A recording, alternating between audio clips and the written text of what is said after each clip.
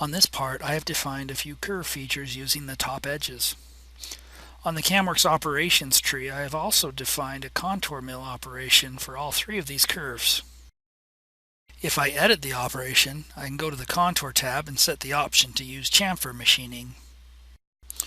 The option for a void allowance controls the distance from any vertical edge on the curve feature.